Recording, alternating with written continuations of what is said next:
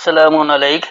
یہ کچھ سوالات آئے ہوئے، آئیے ہم اس کا جواب قرآن سے ہی تلاش کرتے ہیں۔ پہلے میں آپ کے سامنے مروجہ روایتی ترجمہ پیش کر دوں گا اور پھر اس کے بعد ہم اس کی حقیقی فہم تک پہنچیں گے۔ اسی وضاحت میں آپ کو آپ کے سوالات کے جوابات بھی مل جائیں گے۔ تو آج کے درس کے لیے جن آیتوں کا انتخاب کیا گیا ہے وہ ہے سورہ الاعراف اور اس کی آیت نمبر 32 سے 34 تک دیکھنا، یعنی 7 کی 32 to 34۔ آپ فرما دیں کس نے حرام کی ہے اللہ کی وہ زینت جو اس نے اپنے بندوں کے لیے نکالی پیدا کی ہے، اور پاک رزق آپ فرما دیں یہ دنیا کی زندگی میں ان لوگوں کے لیے ہے جو ایمان لائے اور خالص طور پر قیامت کے دن انہی کا حصہ ہے۔ اسی طرح ہم آیتیں کھول کر بیان کرتے ہیں اس گروہ کے لیے جو جانتے ہیں۔ یہ ہے مروجہ روایتی ترجمہ۔ اب دیکھیے یہاں اللہ آپ کو حقیقت میں کیا بتا رہا ہے، اور اسے انہوں نے صرف کھانے پینے پر ہی مخصوص کر دیا۔ پھر قل کہو من حرما کون چھڑواتا ہے زینت اللہ اللہ کی آسائش، اللہ کی زینت، التی وہ جو کہ اخرج لعبادہ اس نے نکالا ہے اپنے تابع داروں کے لیے، والطیبات من الرزق یعنی سامان نشوونما میں سے پسندیدگی۔ قل ہی للذین آمنوا کہو یہی ماننے والے لوگوں کے لیے، فی الحیات الدنیا دنیا کی زندگی ہے، خالصتاً خالص، یوم القیامہ قائم ہونے والے دورانیہ۔ کذالک اسی طرح نفصل الآیات ہم کھول دیتے ہیں آیتیں لقوم یعلمون علم رکھنے والی قوم کے لیے۔ تو اب دیکھیے یہ کیا چیز ہے، اللہ کی زینت کون حرام قرار دے رہا؟ ہمارے جو فتویٰ باز ملا ہیں یہ حرام قرار دیتے کہ فلاں چیز حرام ہے، فلاں چیز حرام ہے۔ اللہ نے تو کچھ حرام قرار دیا ہی نہیں ہے۔ اللہ جو حرام قرار دے رہا ہے اللہ اس کی تفصیل کھول کر قرآن میں بیان کر دے کہ اللہ کیا حرام قرار دے رہا ہے۔ تو کون ہے جو اللہ کی زینت کو، اللہ کی آسائشوں کو، اللہ کے جو نمائش والی چیز ہے اسے کون حرام قرار دے رہا ہے، جبکہ وہ اللہ نے نکالی تابع داروں کے لیے۔ تو جو اللہ کا تابع دار ہوگا اللہ نے اسی کے لیے تو خارج کیا۔ اور پھر سامان نشوونما میں سے جو خاص پسندیدگی والی بات ہے، سامان نشوونما بے انتہا موجود ہے، تو جو آپ کو پسند ہو آپ لیں، نہیں پسند ہو نہیں لیں، اللہ نے تو کوئی پابندی نہیں لگا رکھی۔ مثال کے طور پر ایک شوگر کا مریض ہے تو اس کو میٹھے سے پرہیز کرایا جاتا ہے، چینی بند کر دی جاتی ہے، تو کیا چینی یا میٹھا حرام ہو گیا؟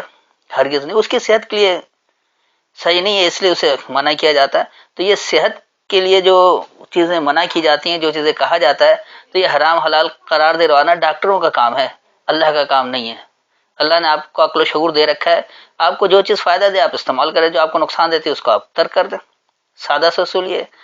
یا پھر آپ کے ڈاکٹر جو آپ کو رہنمائی کرے کہ بھائی یہ چیز آپ کے لیے حرام ہے اور یہ چیزیں حلال ہیں، تو اس کے تحت آپ پابندی کریں گے تو آپ کا مرض جلدی ٹھیک ہو جائے گا۔ تو اللہ نے تو کچھ حرام نہیں قرار دیا۔ اللہ کہہ رہا ہے کون ہے جو اللہ کی زینت کو حرام قرار دیتا ہے؟ اللہ نے تو اپنے تابع داروں کے لیے نکالا ہے، اور سامان نشوونما سے جو بھی اسے پسند ہے، جو خاص پسند ہے وہ لے لے۔ اللہ نے نہیں کہا کہ ساری چیزیں کھاؤ، جو آپ کو پسند ہے آپ کھائیں، نہیں پسند ہے نہیں کھائیں، لیکن یہ نہ کہیں کہ فلاں چیز حرام ہے اور فلاں یہ ہے۔ تو یہ کس لیے کہ اللہ کہہ رہے کہ کہو یہی ماننے والے لوگوں کے لیے دنیا کی زندگی ہے۔ دنیا کی زندگی یہی ہے کہ آپ کو جو پسند ہے آپ کھائیں، آپ کو جو چیزیں سمجھ میں آتی ہے آپ اس کا استعمال کریں۔ اللہ نے کچھ حرام قرار نہیں دیا۔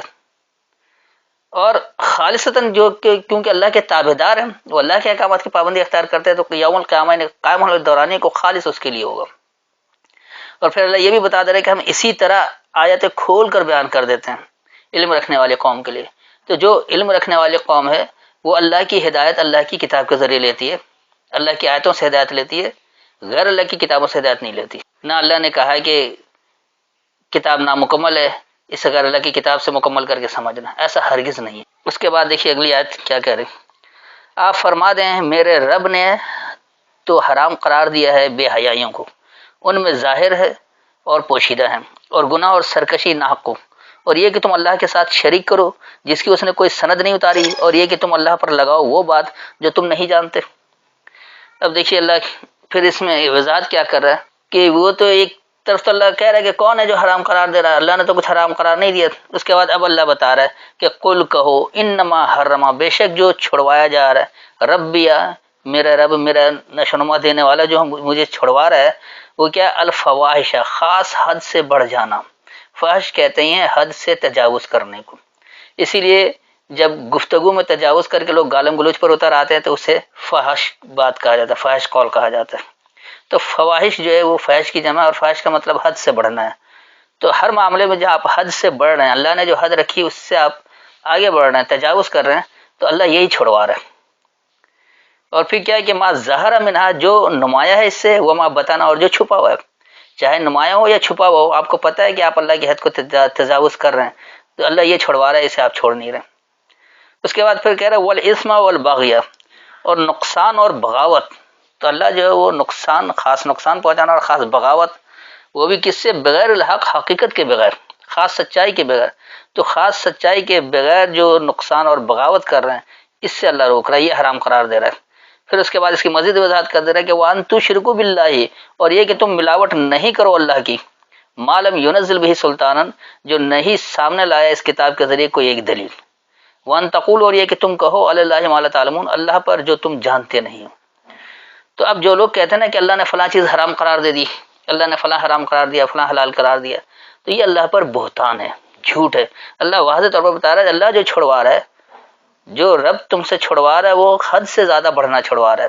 اللہ کے احکامات میں حد سے تجاوز کرنا، تو حد سے تجاوز کیا؟ مثلا اللہ نے کہا کہ ہمیشہ سچ بولو، اب جھوٹ بولنا یہ حد سے تجاوز ہے، اس سے اللہ روک رہا ہے۔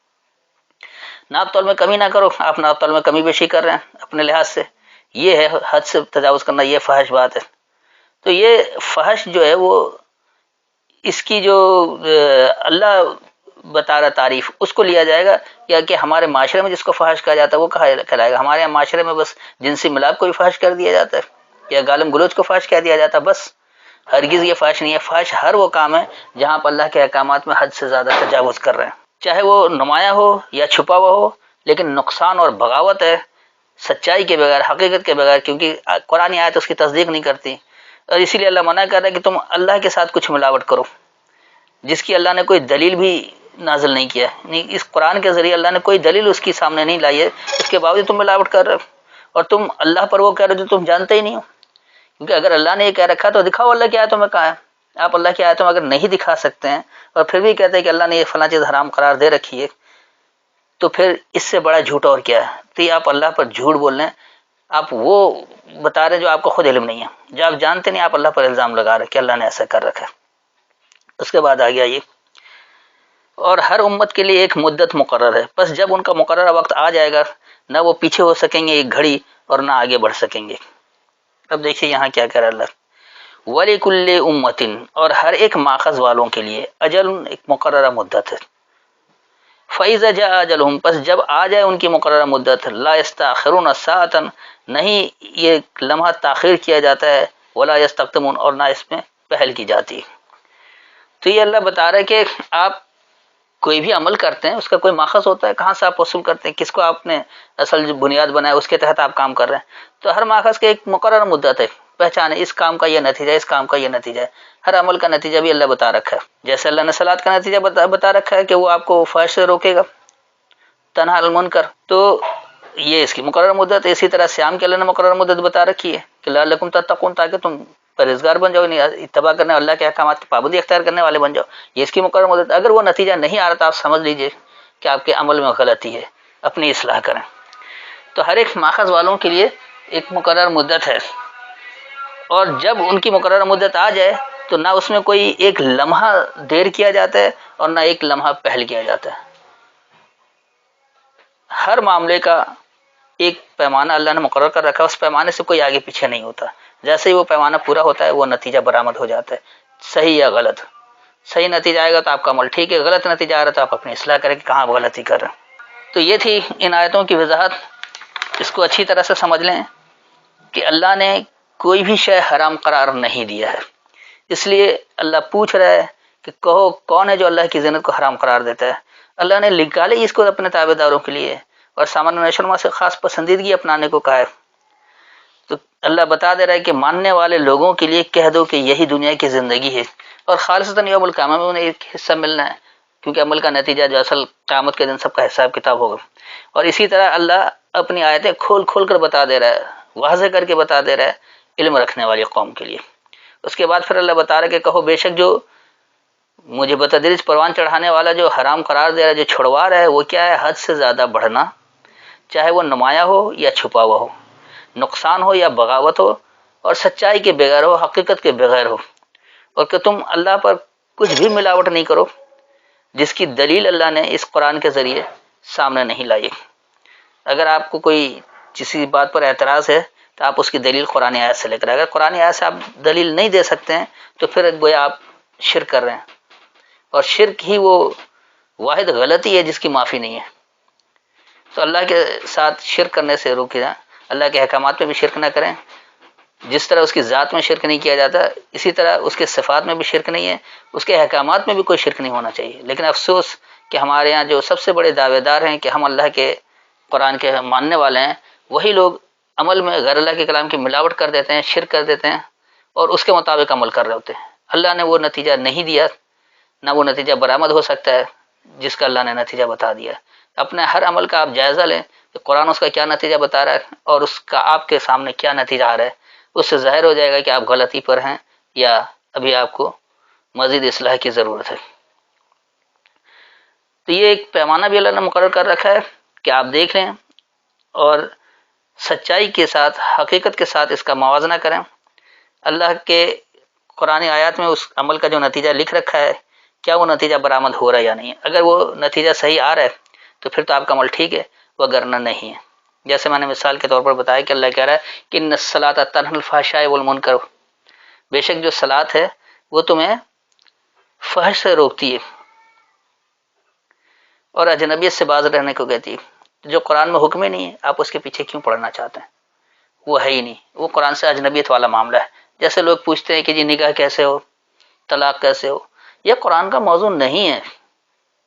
اللہ نے یہاں آپ کو باہمی مشاورت کی اجازت دے رکھی کہ اپنے حساب سے آپ طے کر لیں۔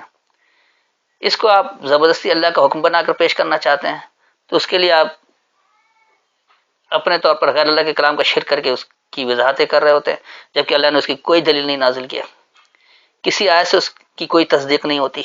تو ایسے کام کیوں کرتے ہیں جہاں اللہ کے کلام میں ملاوٹ کرنے کی ضرورت پڑے، جہاں اللہ کا شرک کرنا پڑے، نہیں تو شرک باللہ کرنا پڑے، اور ما لم ينزل به سلطان، اور اس کے اللہ نے اس کتاب کے ذریعے کوئی دلیل بھی نہیں اتاری، کوئی دلیل آپ کے سامنے نہیں ہے اس کتاب کے ذریعے، کوئی آیت آپ پیش نہیں کر سکتے، تو پھر آپ اللہ پر وہ باتیں کیوں کہہ رہے ہیں جس کا آپ کو علم ہی نہیں ہے۔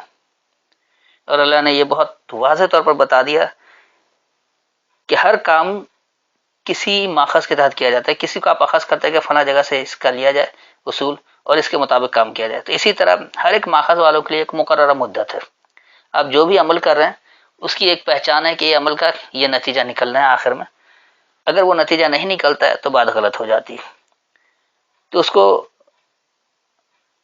معیار بنانا ہے قرآن آیتوں سے، اس کی آپ کی تصدیق اگر قرآن آیت کر رہی ہے تو پھر تو آپ کا عمل ٹھیک ہے، اگر قرآن آیت اس عمل کی تصدیق نہیں کر رہی ہے تو یہ اللہ کا حکم نہیں ہے، اس میں اصلاح کی ضرورت ہے، دیکھنے کی ضرورت ہے کہ کہاں بات صحیح آ رہی۔ پھر اللہ یہ بھی بتا رہا ہے کہ بس جب آ جائے ان کی مقررہ مدت تو اس میں نہ ایک لمحہ تاخیر کیا جاتا ہے، دیر کیا جاتا ہے، اور نہ ہی اس میں پہل کیا جاتا ہے، اس میں جلد بازی کی جاتی ہے۔